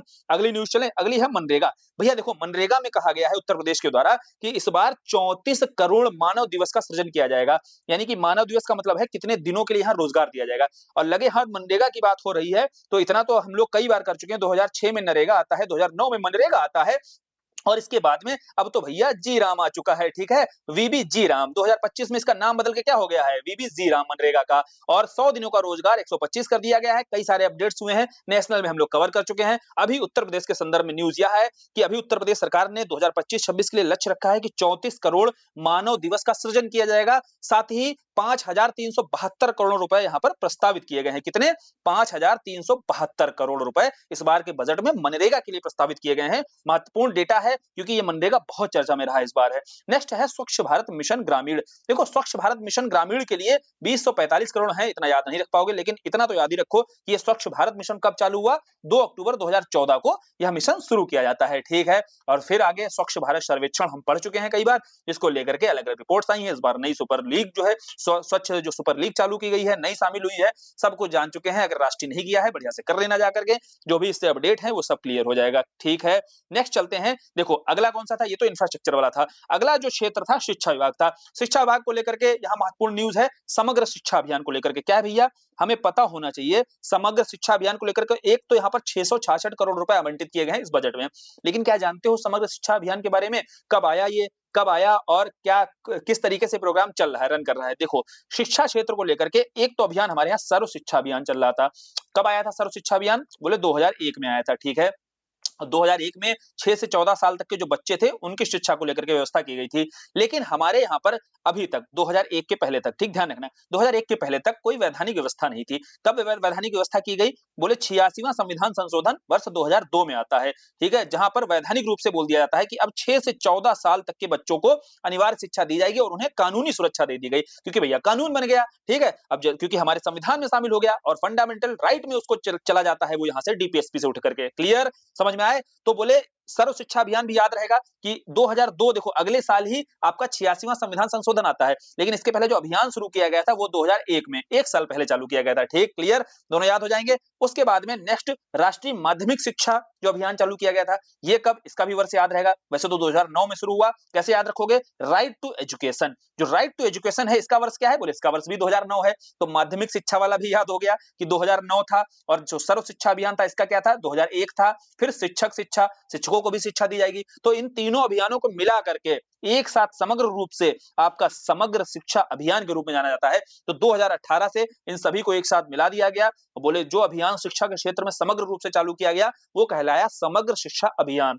कब चालू हुआ? 2018 में। पहले से जो अभियान चल रहे थे वो क्लियर हो गए, उनको मिला करके समग्र शिक्षा अभियान चालू किया गया वर्ष 2018 से, और उसके लिए ही उत्तर प्रदेश सरकार ने इस बार बजट में 666 करोड़ रुपए आवंटित किए हैं, ठीक है भाई। पूरा कंफ्यूजन जो भी था, अगर ये लाइन आएगी अब स्पष्ट रूप से समझ में आ गई होगी। नेक्स्ट है एनसीसी के प्रशिक्षण एकेडमी को लेकर के, उसका निर्माण कहां किया जा रहा है? बाबा की नगरी में गोरखपुर में किया जा रहा है, ठीक है। वहीं पर चाहे लिख लेना जहां पर गोरखपुर का लिखाया था सब।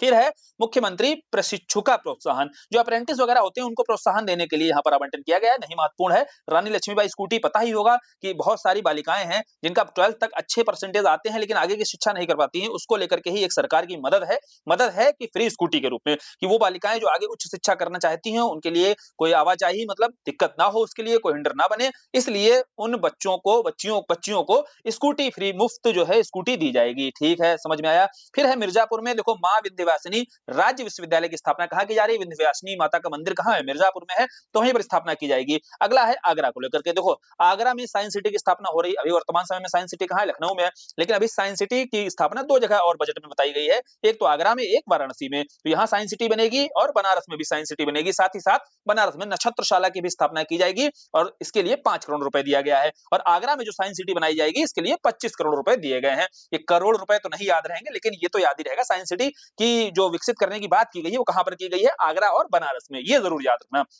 नेक्स्ट था भैया सेक्टर कृषि, कृषि के लिए कितना पैसा था, बोले 11, इंफ्रास्ट्रक्चर के लिए कितना था, बोले इससे दुगना, क्योंकि कृषि दोगुनी तरीके से तभी भागेगी। ठीक है, और ऊपर कौन सा हमने देखा है इसके पहले, शिक्षा, शिक्षा के लिए कितना था, बोले 13%। ठीक, तो क्रोनोलॉजी भी याद हो गई, इंफ्रास्ट्रक्चर, शिक्षा, कृषि। ठीक, अब कृषि के लिए देखो क्या क्या यहाँ पे कार्यक्रम है, पहला है निःशुल्क मिनी किट वितरण। मिनी किट क्या होता है, यहाँ देखो सीड्स वगैरह की जो जरूरत होती है, यानी कि सीड्स वगैरह निःशुल्क मात्रा में कैसे उपलब्ध कराए जाए, तो उसमें दलहन और तिलहन इन फसलों के उत्पादन में कैसे वृद्धि हो, इसके लिए किसानों को सीड्स उपलब्ध कराई जाएगी, मिनी किट दी जाएगी, जिसमें कृषक क्या करेगा, एक सब्सिडी है ये, तो सब्सिडी के रूप में ही यह निःशुल्क मिनी किट का वितरण किया जाएगा, जहां किसान दलहन और तिलहन की फसलों का उत्पादन कर सकेगा। क्लियर, समझ में आया। नेक्स्ट है उत्तर प्रदेश बीज स्वावलंबन नीति। यह भी देखो जो हाई यील्ड सीड्स होते हैं, जैसे जिनके माध्यम से उत्पादन में वृद्धि हो सकती है, इसके लिए हाई यील्ड सीड जो आपकी उत्तर प्रदेश बीज स्वावलंबन नीति है 2024 से चल रही है, उसका परिचालन किया जा रहा है। ठीक है, नेक्स्ट चलते हैं, अगली महत्वपूर्ण न्यूज है यह यूपी एग्रीज योजना। क्यों है भैया महत्वपूर्ण, ये समझ लो। यूपी एग्रीज स्कीम इसलिए महत्वपूर्ण है क्योंकि इसमें विश्व बैंक की सहायता की जा रही है, विश्व बैंक के द्वारा यह सहायता दी जा रही है। यह एग्रीज कहां पर चल रही है, अगर ये पूछ लिया गया, देखो समझो बात को, आराम से भी समझ में आएगा।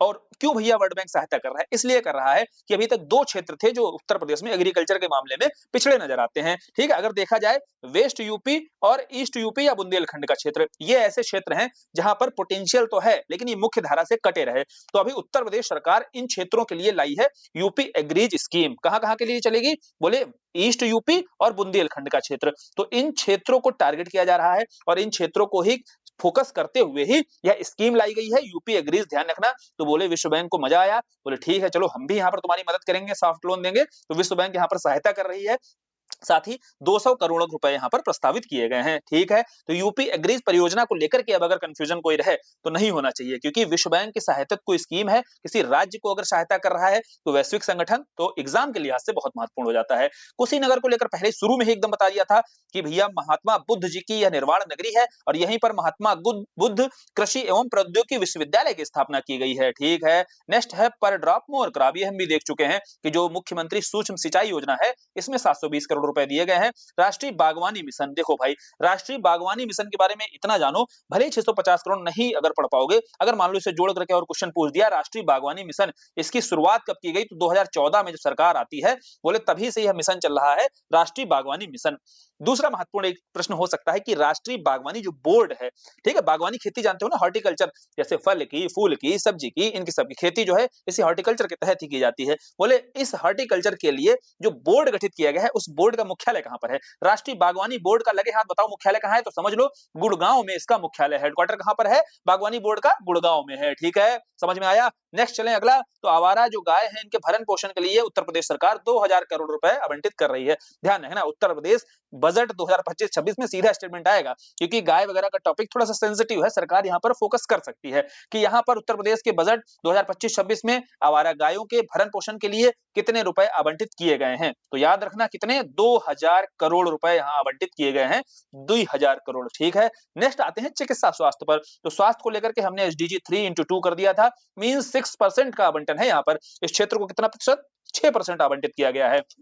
पहली न्यूज है पीएम जन आरोग्य योजना। देखो इस जन आरोग्य योजना को आयुष्मान योजना के रूप में भी जानते हैं। अब ये आयुष्मान योजना क्या करती है, जो गरीब परिवार हैं बेचारे नहीं स्वास्थ्य सुविधाएं ले पाते हैं, तो उनके लिए क्या जरूरी है, बोले उनके लिए फाइनेंशियल इंक्लूजन अगर करना बहुत जरूरी है, शामिल करो और उसके लिए उनको क्या कर दो, उनको कम से कम मदद देने की कोशिश करो। तो वही जो जन आरोग्य है, लोगों को आरोग्य बनाना है, अगर ठीक है रोग से मुक्त करना है तो उनको मदद तो करनी पड़ेगी। बोले हाँ, तो कितनी यहाँ पर कवर किया गया है, कितना बीमा कवर किया गया है, बोले 5 लाख प्रति परिवार मिलेगा। ऐसे परिवार जो स्वास्थ्य सुविधा नहीं ले पाते हैं वो आ जाओ भैया, इससे पंजीकृत कराओ, आयुष्मान भारत के तहत लाभ उठाओ। कितना लाभ, बोले यही जो पीएम जन आरोग्य योजना है। और इसकी शुरुआत कब हुई थी, 23 सितंबर 2018 को। तारीख याद रखना कब हुई थी, 23 सितंबर 2018, वर्ष 2018 था, जहां पर बोला गया कि ऐसे परिवार जो नहीं भैया स्वास्थ्य अपनी चिकित्सा करा पाते हैं तो उनको भारत सरकार उन परिवारों को, प्रति परिवार को, यहाँ एक बार गड़बड़ कराया था, प्रति व्यक्ति लिख दिया था। और ध्यान रखना अगर अगली बार आ जाता है तो गलत नहीं होना चाहिए, प्रति परिवार 5 लाख रुपए दिए जाएंगे।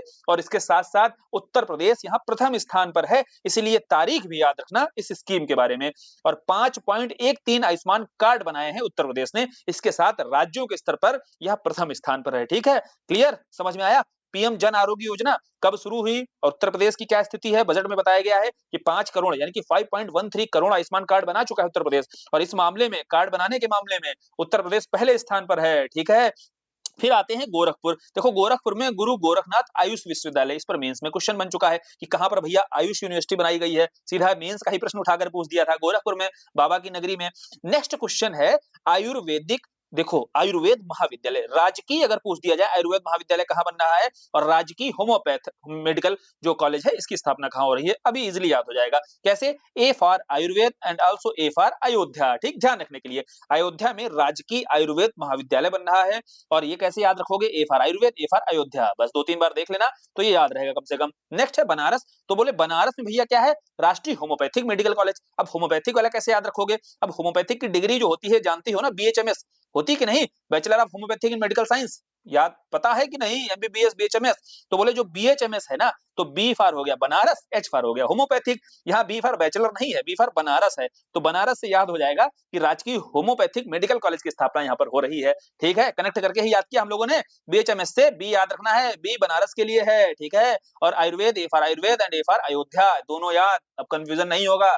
नेक्स्ट, अब आखिरी था जो सोशल सिक्योरिटी प्रोग्राम, इसके लिए भैया सोशल सिक्योरिटी को लेकर के कौन कौन सी स्कीम्स हैं जो चलाई जा रही हैं। सबसे पहली है मुख्यमंत्री कन्या सुमंगला योजना।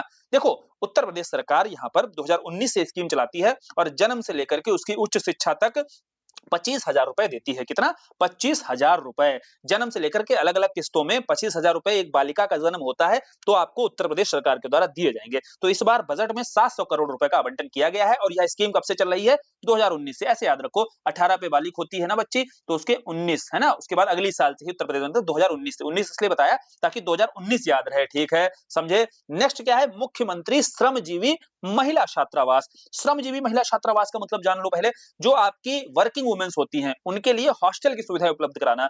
तो इसके लिए सरकार ने योजना बनाई है कि देखो, ये तो पहली बात तो बिहार और उत्तर प्रदेश के क्षेत्रों में जो वर्किंग वुमेन्स हैं उनके लिए हॉस्टल्स बनाए जाएं, और वो हॉस्टल जो अहिल्याबाई हैं उनके नाम पर ये हॉस्टल बनाए जा रहे हैं। अब ये हॉस्टल उत्तर प्रदेश के 7 जिलों में बनाए जाएंगे, जिसके लिए सरकार 170 करोड़ रुपए खर्च कर रही है। कहां बनेंगे, बोले 7 जिलों में बनेंगे। कौन से 7 जिले हैं, बनारस, मेरठ, प्रयागराज, कानपुर, गोरखपुर, झांसी और आगरा। इन 7 जिलों में मुख्यमंत्री श्रमजीवी महिला छात्रावास, क्लियर हो गया, श्रमजीवी महिला जो वर्किंग वुमेन्स हैं उनके लिए हॉस्टल की सुविधा उपलब्ध कराई जाएगी। ठीक है, नेक्स्ट है मुख्यमंत्री सक्षम सुपोषण।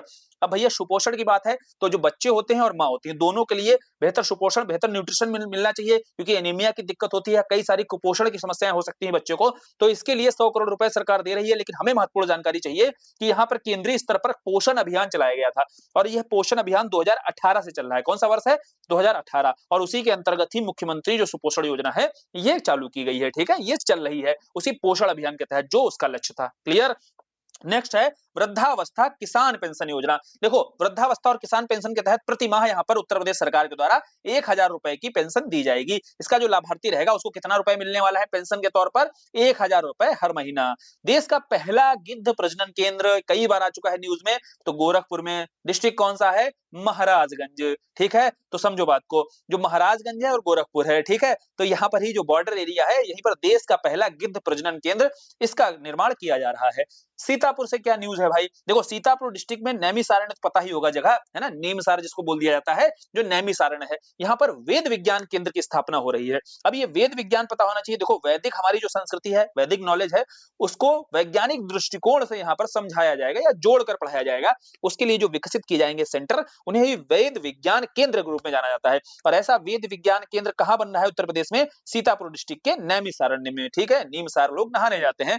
एक मान्यता है कि भगवान कृष्ण ने जो चक्र भेजा फेंका था, अपना सुदर्शन चक्र, सबसे पवित्र जगह पर जहां पर गिरा था, तो वही जगह है, वो कुंड पर अभी भी लोग स्नान करते हैं। कहां पर? नैमिसारण्य में। तो यही नैमिसारण्य में वेद विज्ञान केंद्र की भी स्थापना हो रही है। 100 करोड़ रुपए आवंटित किए गए हैं। मेरठ में देखो खेल विश्वविद्यालय, इजिली याद रहेगा कि मेरठ खेल क्षेत्र में वैसे भी बैट बल्ले वगैरह सब कुछ जितना भी बनता है, खेल का जो भी सामान है, कहां बनता है? बोले मेरठ में बनता है। तो खेल विश्वविद्यालय भी कहां बनेगा? मेरठ में बनेगा। बेहद आसान है।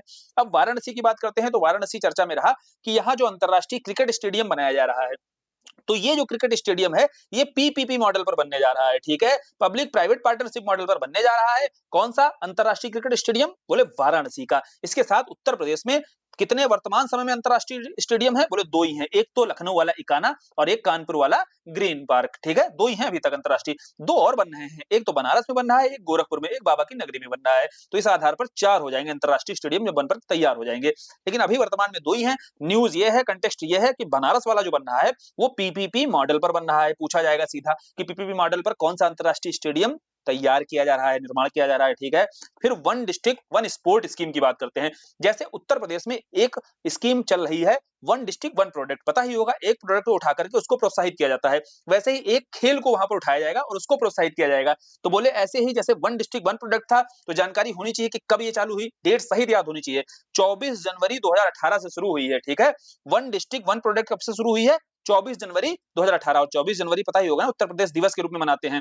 तो इस तिथि से वर्ष 2018 से ओडीओपी काफी सक्सेसफुल रही, जिसे आगे सेंटर के द्वारा अपनाया गया और पूरे भारत में इसको लागू कर दिया गया। अब वैसे ही वन डिस्ट्रिक्ट वन स्पोर्ट को चालू किया गया है। ये कब से चालू हो रही है? 1 दिसंबर 2022 से चल रही है, ठीक समझे। तो 1 दिसंबर 2022 से वन डिस्ट्रिक्ट वन स्पोर्ट, लिख लेना, एकदम तारीख रटी होनी चाहिए। वन डिस्ट्रिक्ट वन प्रोडक्ट कब से? बोले 24 जनवरी 2018 से। फिर 4 साल बाद यानी कि 2022 1 दिसंबर से वन डिस्ट्रिक्ट वन स्पोर्ट। और इसके लिए देखो 22 जनपदों में, 22 डिस्ट्रिक्ट में अभी खेलो इंडिया सेंटर का संचालन किया जा रहा है। ये उत्तर प्रदेश बजट में बताया गया है कि भैया वन डिस्ट्रिक्ट वन प्रोडक्ट योजना के तहत 72 डिस्ट्रिक्ट में खेल इंडिया, जो खेलो इंडिया है केंद्र, इनका संचालन किया जाएगा, ठीक। क्लियर हो गया? एक एक चीज, फैक्चुअल चीजें सारी क्लियर। अब देखो ये बजट की महत्वपूर्ण जो जानकारी थी वो हो गई है स्पष्ट। अब थोड़ी सी और इंफॉर्मेशन है फैक्चुअल जो जरूरी हो सकती है अपने लिए। उसमें सबसे पहले है, देखो यह जरूर पढ़कर जाना कि जो फिजिकल हेल्थ इंडेक्स है, फिजिकल ये वही राजकोषीय, तो राजकोषीय स्वास्थ्य को लेकर के यह इंडेक्स जारी किया जाता है। अब पहली बात तो पूछा जाएगा, नीति आयोग के द्वारा जारी किया जाता है, क्योंकि अगर नीति आयोग का कोई इंडेक्स है, इसके बहुत चांस है, मुझे लग रहा है कि पूछे जाएंगे। ये बहुत अच्छे से पढ़ के जाना। एक तो ये राजकोषीय स्वास्थ्य जो सूचकांक है, ये जारी करता है नीति आयोग। और नीति आयोग के साथ उत्तर प्रदेश का यहाँ पर स्कोर रहा है 45.9। और इस पूरे फिजिकल हेल्थ इंडेक्स में चूंकि राजकोषीय घाटा देख लिया कितना है, 2.97%, ठीक है, जो उत्तर प्रदेश का है। तो बहुत बुरी स्थिति होने वाली है नहीं, लेकिन जो टॉप 5 है वहां पर भी नहीं है। उत्तर प्रदेश का रैंक है 7वां। क्या रैंक है यहाँ पर? उत्तर प्रदेश की 7वीं रैंक है। अगर पूछा जाए टॉप कौन कर रहा है, तो यहाँ पर जिसने टॉप किया है वह है उड़ीसा, ठीक है। पहली रैंक किसकी है? उड़ीसा की है। और यहाँ पर जिसका फिजिकल हेल्थ बहुत अच्छा है, जिसका राजकोषीय घाटा या राजकोषीय स्वास्थ्य बहुत बेहतरीन है जिस राज्य का, वह है उड़ीसा आपका। और उत्तर प्रदेश के राजकोषीय स्वास्थ्य कैसा है? बोले 7वां स्थान है। और ये जारी किसके द्वारा इंडेक्स किया जाता है? नीति आयोग के द्वारा जारी किया जाता है। ध्यान रखना, ये जरूर पढ़कर जाना। इसमें उत्तर प्रदेश का स्कोर भी याद रखना, 45.9 रहा है, ठीक है। फिर है आरबीआई रिपोर्ट। देखो एक आरबीआई की रिपोर्ट आती है टैक्सेस को लेकर के, टैक्सेस जो प्राप्त किए हैं राज्य, उस मामले में उत्तर प्रदेश का दूसरा स्थान रहा है। सबसे ज्यादा टैक्स प्राप्त करने वाला राज्य महाराष्ट्र रहा है, ठीक है, यहाँ दूसरा स्थान है। आरबीआई की रिपोर्ट आई है 24-25 की, जिसमें बजट में चर्चा है। अब जब बजट में चर्चा है तो भैया जरूर, क्योंकि उत्तर प्रदेश यहाँ पर दूसरा स्थान रख रहा है, तो बजट में चर्चा करी ही जाएगी। तो इस आरबीआई रिपोर्ट की चर्चा है, जिसमें यूपी का दूसरा है और पहला स्थान याद रखना है किसका है? महाराष्ट्र का है। फिर भैया प्रदेश की इस समय जीडीपी कितनी है हम लोग देख चुके हैं, 27 लाख करोड़ के आसपास है।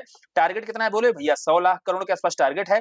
और जो यही $1 ट्रिलियन, तो ये $1 ट्रिलियन देख लो भैया हम कहां पर हैं, अभी एक चौथाई पर पहुंचे हुए हैं, ठीक है। तो थोड़ा व्यवहारिक रहते हुए बाबा ने विजन 2047 जब बताया इसके बारे में, तो बोले 2030 तक देखो हम पा पाएंगे। 27 लक्ष्य था, लेकिन लग नहीं रहा जिस हिसाब से स्थिति है, ठीक है। प्रति व्यक्ति आय कितनी है? बोला ना जो प्रति व्यक्ति आय है उत्तर प्रदेश में 93,514 बताया था वहां पर 93,514 इस समय उत्तर प्रदेश में प्रति व्यक्ति आय है। ठीक है, नेक्स्ट चलते हैं। अगली जो महत्वपूर्ण न्यूज है, एक तो जीरो पॉवर्टी अभियान, ये भी हम लोग देख चुके हैं, इसका नाम बदल गया है, डॉक्टर भीमराव अम्बेडकर बाबा हो गया है। फिर औसत गन्ना उत्पादकता के मामले में देखो भाई, औसत गन्ना उत्पादकता रही है 85 टन प्रति हेक्टेयर। ये डेटा से ज्यादा महत्वपूर्ण ये भी जान लो कि गन्ना उत्पादन के मामले में उत्तर प्रदेश पहला स्थान रखता है, दूसरा स्थान है महाराष्ट्र का। ठीक है, गन्ना उत्पादन में पहला स्थान किसका है? उत्तर प्रदेश का। दूसरा किसका है? महाराष्ट्र का है। फिर पीएम उज्ज्वला योजना, देखो पीएम जो उज्ज्वला योजना है इसमें 1.86 करोड़ लाभार्थी हैं और ये स्कीम कब शुरू हुई थी? बोले 1 मई 2016 से ये स्कीम चल रही है, क्योंकि उत्तर प्रदेश से ही यह शुरू हुई है, इसलिए आपके लिए जरूरी है जानना, इसकी चर्चा की गई है और 2026 में ही आपके इसके देखो 10 साल पूरे हो जाएंगे। ठीक है, साथ ही साथ 2025 में जिनके 10 साल पूरे हुए हैं वो भी स्कीम से एक बार देख कर जाना। हम लोग यहाँ यूपी बजट में जहां जहां उत्तर प्रदेश का प्रथम स्थान बताया गया है वो अभी देख लो, इसके बाद में एक साथ ही सारी स्कीम्स देख लेंगे। ठीक, शांति से एकदम उनको देख लेना, बढ़िया से एक बार सुन लेना, ताकि यहाँ से स्कीम से अगर क्वेश्चन आता है, कभी कभी एक तरफ स्कीम लिख देता है, एक तरफ उनके वर्ष लिख देता है, तो मैच द फॉलोइंग में आ जाता है। तो अब उज्ज्वला अगर आता है तो उज्ज्वला तो पता ही होगा ना कि फ्री सिलेंडर यहाँ पर दिए गए थे महिलाओं को। तो इस उज्ज्वला स्कीम की शुरुआत कब हुई? बोले 1 मई 2016 को, और उत्तर प्रदेश के बलिया से शुरुआत होती है। मनरेगा में उत्तर प्रदेश में महिलाओं की सहभागिता है 42%। ठीक है, मनरेगा से लेकर के कोई भी प्रश्न बनेगा सब क्लियर हो जाना चाहिए, हर फैक्ट पर हम लोगों ने डिस्कस कर लिया है। एमएसएमई के मामले में मालूम है कि 96 लाख एमएसएमई इकाइयां हैं, यूनिट्स हैं उत्तर प्रदेश में, और इस मामले में भारत में पहला स्थान रखता है। ठीक है, कितने लोगों को एम्प्लॉयमेंट देता है? 1.65 करोड़ लोगों को यह एम्प्लॉयमेंट दे रहा है। तो एमएसएमई सेक्टर के मामले में अगर पूछेगा कि भैया कितनी यूनिट्स हैं, बोले 96 lakh according to budget. According to budget 96 lakh units and employment 1.65 जो पीपल्स हैं इनको एम्प्लॉयमेंट जनरेट करता है इतना। ठीक है, बोले 1.65 करोड़ एम्प्लॉयमेंट देता है, 96 लाख यूनिट्स हैं, इस मामले में भारत में यह यूपी पहला स्थान रखता है बजट में, जैसा बताया गया है, और ये सच्चाई है। ठीक है, अब राज्यों में देखो बाघों की संख्या के मामले में, टाइगर के मामले में हमने टाइगर को लेकर के इतनी न्यूज पढ़ डाली है। यहाँ एक न्यूज आई, जैसे अगर देखा जाए तो टाइगर स्टेट है एमपी, वहां पर टाइगर की संख्या कितनी है? लेटेस्ट जो एनटीसीए के आंकड़े आए हैं 2022 वाले, तो उसमें 785 हैं जो बाघ पाए गए हैं एमपी में। तो बोले उत्तर प्रदेश में कितने हैं? बोले उत्तर प्रदेश में है 205। कितने बाघ हैं? 205, ध्यान रखना है। यूपी में कितने बाघ हैं? 205। एमपी में कितने? 785, इसीलिए उसको टाइगर स्टेट कहा जाता है। और जितनी यहाँ पर जानकारी बाघ से संबंधित थी वो सब आपके रिवाइंड करनी चाहिए, चाहे कॉरिडोर हो, ठीक है, चाहे जो भी हो, आपके टाइगर रिजर्व की बात हो, सब कुछ अब आपके दिमाग में रिमाइंड होना चाहिए। ठीक, जो जो हम लोग डिस्कस कर चुके हैं। हथकरघा उद्योग हमें पता ही है कि भैया अगर एग्रीकल्चर के बाद दूसरा कोई इंडस्ट्री है जो टेक्सटाइल है, और टेक्सटाइल में भी हथकरघा उद्योग जो यूपी का दूसरा सबसे बड़ा रोजगार उपलब्ध कराने वाला क्षेत्र है। ठीक, ये तो पढ़ ही चुके हैं। अब बोले ना कि उत्तर प्रदेश का जिन जिन स्कीम्स में पहला स्थान है, पहले तो वो स्कीम पता होनी चाहिए। जैसे एक तो जीवन ज्योति बीमा योजना है, और इसी दिन चालू की गई थी सुरक्षा बीमा योजना। जीवन ज्योति, जैसे मान लो किसी भी किसान की या कोई भी व्यक्ति जिसकी डेथ हो जाती है, विकलांग हो जाता है, उस संदर्भ में जो उसे बीमा कवर दिया जाता है, उसके लिए 2015 में ही स्कीम चालू गई थी जीवन ज्योति बीमा। या उसकी मृत्यु हो जाती है, या कुछ विकलांग 15 से 20% विकलांग हो जाता है व्यक्ति, तो उस संदर्भ में जीवन ज्योति स्कीम आई थी। सुरक्षा बीमा, जैसे एक्सीडेंट के मामले में जो बीमा कवर दिया जाता है, तो ये आपकी सुरक्षा बीमा योजना आई थी। पीएम जनधन योजना पता ही है, जनधन योजना के माध्यम से फाइनेंशियल इंक्लूजन किया गया, लोगों के अकाउंट खुलाया गया, जीरो पैसे, 0 रुपए के साथ में, है ना। तो ये पीएम जनधन स्कीम आई थी। आयुष्मान कार्ड अभी हमने देख ही लिया कि आयुष्मान कार्ड बनाने के मामले में पहला स्थान है उत्तर प्रदेश। तो यहाँ इन सभी स्कीम्स में अटल पेंशन भी, अटल पेंशन जो है आपकी मालूम होना चाहिए कि अनऑर्गेनाइज जो सेक्टर थे, उन अनऑर्गेनाइज सेक्टर के लिए आगे पेंशन की सुविधा उनके लिए उपलब्ध मुहैया कराई गई थी इस अटल पेंशन के तहत। ठीक, क्लियर, समझे 60 के बाद में। तो अब ये देखो, ये जितनी स्कीम्स यहाँ नजर आ रही हैं, जीवन ज्योति, जनधन, आयुष्मान कार्ड, पीएम सुरक्षा, अटल पेंशन, इन सभी में उत्तर प्रदेश का क्या स्थान है? बोले पहला स्थान है। चलो ये तो हो गया। किसी स्कीम के बारे में ऐसा कर दिया जाएगा या यहाँ किसी में दूसरी रैंक बोल दी गई या कोई स्कीम ऐसी शामिल कर दी गई जिसमें उत्तर प्रदेश का पहला स्थान नहीं है, तो ये क्वेश्चन तो वहां से अब सही हो जाएगा, क्योंकि एक साथ यहाँ पर दे दिया आपको। दूसरी महत्वपूर्ण चीज है कि भैया ये जितनी भी स्कीम है, एक तरफ स्कीम लिखी होगी, एक तरफ उनकी तिथि और वर्ष भी लिखे होते हैं, ऐसा भी प्रश्न आ सकता है। तो जिनकी चर्चा कम से कम बजट में है, उनकी तिथि और वर्ष तो पता होने चाहिए। तो जीवन ज्योति और सुरक्षा बीमा, ये ऐसे याद रहेगा कि देखो 2015 को आई और तारीख भी इनकी सेम है, 9 मई ही है।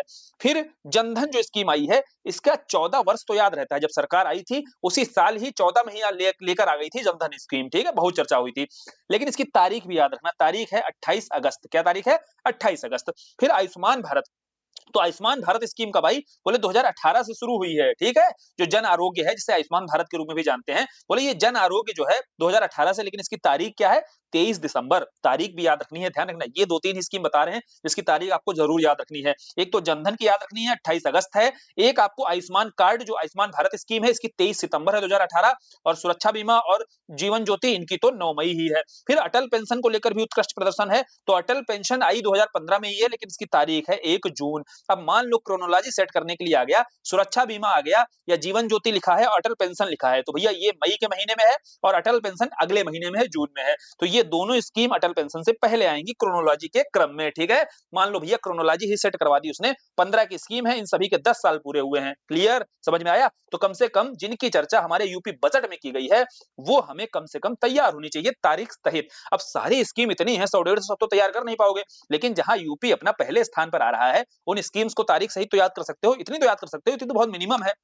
और मिनिमम के साथ में दो की तो तारीख ही सेम है, और इनकी तारीख दोनों की अटल पेंशन के साथ में ज्योति और सुरक्षा वाली जोड़कर 1 महीने पहले की बात है, ठीक है। इनकी दोनों की ये मई में है और ये अटल पेंशन जून में है। क्लियर, ठीक है। नेक्स्ट चलें अगली। तो अगला क्या न्यूज़ है, बचा यही केवल अनुपूरक वाला। अनुपूरक वाले में क्या है, अभी उत्तर प्रदेश सरकार ने 22 दिसंबर को जिस दिन क्या लाई थी भैया, केवीआर भी लाई थी, ठीक है। क्या है केवीआर, काशी विंध्य रीजन। तो बोले केवीआर भी इसी दिन लेकर आई और इसी दिन ही आपका अनुपूरक बजट आया। अनुपूरक बजट क्यों आता है समझ में आ गया होगा। मान लो पैसा कम पड़ जाता है, ठीक है, कुछ स्कीम्स थी जो पहले शामिल नहीं हो पाई थी बजट में, नई स्कीम चालू करनी है, किसी क्षेत्र के लिए पैसा और चाहिए, ठीक है, उसके डेवलपमेंट के लिए, तो उस संदर्भ में सरकार अनुपूरक बजट लेकर आती है। तो ये सप्लीमेंट्री जो बजट होता है इसके तहत कितना टोटल है, 24,496 करोड़। बोले 24,496 करोड़ रुपए आवंटित किए गए दोबारा से।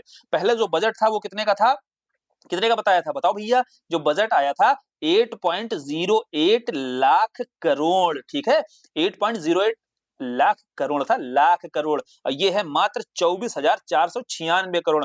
तो केवल 24,496 करोड़ रुपया की जरूरत पड़ गई और भैया खर्च करने पड़ेंगे अभी। तो इस संदर्भ में उत्तर प्रदेश सरकार ने अनुपूरक बजट जारी किया। तारीख थी 22 दिसंबर 2025, अभी पिछले महीने की ही बात है, ठीक है। अब नेक्स्ट है, यहां पर हो सकता है अगर प्रश्न बना दे तो ये 3-4 सेक्टर हैं जिस मामले में, 3-4 सेक्टर के मामले में कितना पैसा, भैया एक तरफ ये सेक्टर लिख देगा कि हाल ही में अनुपूरक बजट में इधर स्वास्थ्य, इधर ऊर्जा, इधर उद्योग, उधर नगर विकास, ठीक है। ये 3-4 हैं जिनको जरूर याद कर लेना। जैसे एक तरफ स्वास्थ्य लिखा होगा, एक तरफ ऊर्जा, उद्योग और नगर विकास। और जो चीजें देखो यहाँ पर एक्स्ट्रा ऐड करके समझाई जाए लेक्चर में, पीडीएफ दे दी जाएगी, पीडीएफ आप में आपको ये सारी चीजें लिख लेनी है, ठीक है, जो बताई जाए ध्यान से। जैसे अनुपूरक बजट में आया और इधर लिख दिया उसने स्वास्थ्य, शिक्षा, स्वास्थ्य, ऊर्जा, उद्योग, नगर विकास, और इधर लिख दिए उनके पैसे, ठीक। और पैसे लिख दिए तो इसमें जानकारी रखना ध्यान से कि सबसे ज्यादा पैसा जो है स्वास्थ्य के लिए इस बार आवंटित किया गया है। इन 24,000 में से 13,000 रुपया कहाँ जा रहा है, बोले 13,000 रुपए तो स्वास्थ्य में ही जा रहा है। फिर आपका उद्योग है 48,074 करोड़ रुपए, ऊर्जा के क्षेत्र में 4521 करोड़ रुपए दिया गया है, और नगर विकास के लिए 1758 करोड़ रुपए दिए गए हैं, ठीक है। कितना कितना हो गया, बोले स्वास्थ्य के लिए सबसे ज्यादा है 13,000 है, ठीक है। और उद्योग के लिए फिर है 4874 करोड़, ऊर्जा के लिए है 4521 करोड़, नगर विकास के लिए 1758 करोड़। बस इतना ध्यान रखना है, बस इतना ही बताया, ज्यादा नहीं, इससे ज्यादा नहीं, बहुत ज्यादा फिर याद भी नहीं रह पाएगा। जितना अपना ब्रेन झेल सकता है, जितना डाइजेस्ट कर सकता है, उतने ही फैक्ट हम लोगों ने कोशिश की है। आवंटन वाला जहां पर महत्वपूर्ण उतना याद रखना है, बाकी 100 रुपए, 150 करोड़ रुपए, ये सब 100 करोड़ रुपए, ये सब नहीं याद रखना इतना, ठीक है, इतना ज्यादा फैक्चुअल नहीं ले पाओगे। लेकिन उससे रिलेटेड जो कॉन्सेप्चुअल, जो स्टैटिक जोड़कर हम लोगों ने पढ़ा है वो जरूर ध्यान रखना है, क्योंकि वहां से ट्रेंड रहा है जब योजनाओं पर, विविध वाले, मिसलेनियस वाले पर जो प्रश्न बनते हैं वो ऐसे ही बनते हैं, करंट से ऐसे ही निकाले जाते हैं मिसलेनियस के। और प्रीवियस ईयर का ट्रेंड देखना, तो इसी आधार पर उसने पूछा है। जब ईयर डेट वाइज मिलाने को कहा जाता है ना, तो हवा निकल जाती है वहां पर। अब डेट वाइज में अगर मान लो बहुत सारी स्कीम्स आई, उसमें अगर एक दो भी यहां से दिख गई ना, तो आपके लिए एलिमिनेशन बहुत आसान हो जाता है, और वो एलिमिनेशन लगा लोगे तो अपना ऑप्शन सही हो जाएगा, आंसर सही टिक करके आओगे, ठीक है। तो भैया देखो, घटना सार की हो गई बुक कंप्लीट। अब घटना सार को लेकर के बताओ कॉन्फिडेंस आ रहा है कि नहीं आ रहा है। पूरी मैगजीन हम लोगों ने कवर कर दी। टारगेट था कल ही खत्म करना था, लेकिन ये थोड़ा सा बच गया था क्योंकि वहां पर सर्वे और बजट थोड़ा पूरा करना पड़ गया, लंबा वीडियो चला गया था। अब बोले यूपी को फिर एक अलग से ही कर लिया जाए, बढ़िया से डिटेल से कर लिया जाए। तो आज हम लोगों ने यूपी कंप्लीट कर लिया, इसके साथ अपनी घटना सार मैगजीन कवर हो गई है। अब एटलीस्ट आज आप लोग अपना फीडबैक पूरा कंप्लीट, जो भी आपकी पूरी जर्नी रही है शुरू से अगर कर रहे हो उसको लेकर के, अब बताओ कैसा फील हो रहा है ना, मजा आ रहा है कि नहीं। अब घटना सार को लेकर के कॉन्फिडेंस आ रहा है कि हो जाएगा कि नहीं हो जाएगा, यहाँ से क्वेश्चंस ज्यादा गलत नहीं होंगे। रिवीजन कर लेना 3-4 बार, अभी जैसे आरओ यारो जिसका लगा हुआ है 10 दिनों के बाद में 3 से 4 रिवीजन मार लेना।